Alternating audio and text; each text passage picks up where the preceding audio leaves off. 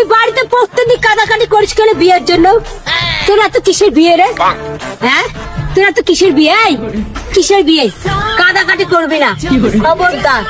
তোর জন্য আমি আছি, আমি আছি, আমি আছি, আমি। শয়তানের মুখ লারে, বুঝছিস নাই? শয়তানের মুখ লারে। আজ 25-26টা বছর থেকে মুই যুবক সরা সিঙ্গেল আছো, এই তোকে বিয়ে করার জন্য।